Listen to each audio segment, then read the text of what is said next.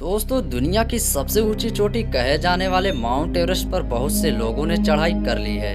पर दोस्तों, एक ऐसा पर्वत जिसे कैलाश पर्वत के नाम से जाना जाता है, बड़े ही आश्चर्य की बात है कि किसी ने भी आज तक कैलाश पर्वत पर चढ़ाई नहीं कर पाई है। ऐसा नहीं है कि किसी ने कैलाश पर्वत पर चढ़ने तथा उस राज तक पहुंचने की कोशिश नहीं की है। बहुत से लोगों ने कैलाश पर्वत पर चढ़ने की कोशिश की है, लेकिन कोई भी इस चढ़ाई में सफल नहीं हो पाया है। कुछ लोग तो कहते हैं कि कैलाश पर्वत पर अलौकिक शक्तियों का प्रभाव है। यहाँ पर आकाश और पृथ्वी के बीच में संबंध का बिंदु है और यहाँ उन अलौकिक शक्तियों से संपर्क किया जा सकता है। सबसे ज्यादा रहस्यमय सवाल यह है कि आज तक कोई भी कैलाश पर्वत पर क्यों नहीं चढ़ पाया, जबकि इसकी ऊंचाई माउंट एवरेस्ट से कम है। दोस्तों, आज की इस वीडियो में हम कैलाश पर्वत के रहस्यों के बारे में जानेंगे। आप देख रहे हैं हमारा चैनल कायनात 2.0। अगर अभी तक सब्सक्राइब नहीं किया है तो कर लीजिए। दोस्तों, कैलाश पर्वत वर्तमान में पुरुंग कंट्री तिब्बत में स्थित है, जो आज के इस समय चाइना के अधीन है। कुछ साल पहले ऐसा नहीं था।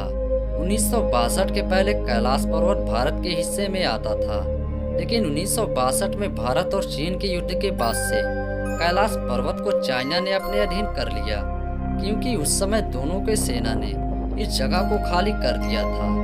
इसके बाद चाइना ने चालाकी से इस हिस्से पर अपना कब्जा कर लिया था। दोस्तों, कैलाश पर्वत का नाम कैलाश क्यों पड़ा? क्योंकि यहाँ ऋषि मुनि तपस्या करने के लिए यहाँ आते हैं। यहाँ तक कि रावण ने भी यहाँ तपस्या करके भगवान शिव को प्रसन्न कर लिया था। आपने देखा होगा कि इंटरनेट पर बहुत से फोटो वायरल होता है जिसमें कैलाश पर्वत पर ओम की आकृति दिखाई देती है। दोस्तों, कई लोग इसे कल्पना या एडिटिंग कहते होंगे। ऐसा बिल्कुल भी नहीं है।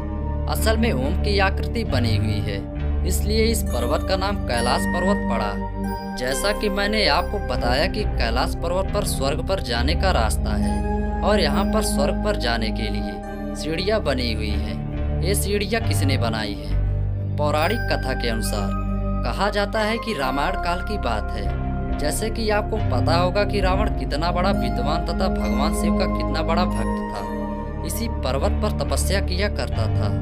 दोस्तों, भगवान शिव की तपस्या करने के लिए रावण ने कभी इस पर्वत पर स्वर्ग में जाने वाली सीढ़ियों का निर्माण किया था, लेकिन जब श्री राम ने रावण को युद्ध में हरा दिया, इसके बाद श्री राम ने अपने भाई लक्ष्मण को कहा, रावण परम ज्ञानी था, जाओ उससे कुछ उपदेश लेकर आओ।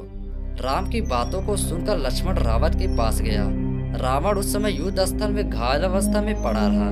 लक्ष्मण जी ने कहा, हे रावण, मुझे राम जी ने तुमसे उपदेश लेने के लिए भेजा है, क्या तुम मुझे कोई उपदेश दे सकते हो? लेकिन रावण ने उस समय कुछ भी नहीं बोला।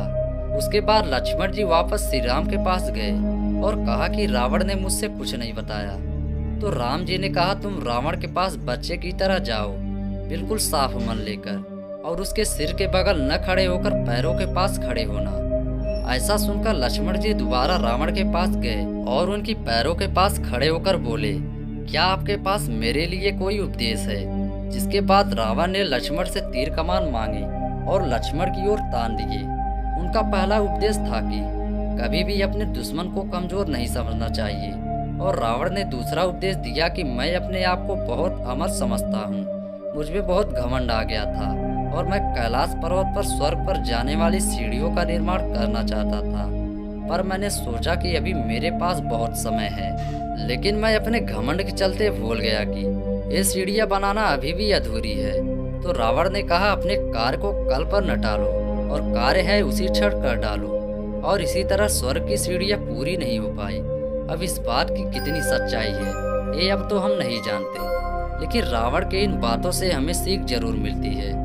लेकिन कैलाश पर्वत पर आज के समय में भी ये सीढ़ियाँ आज भी दिखाई देती है।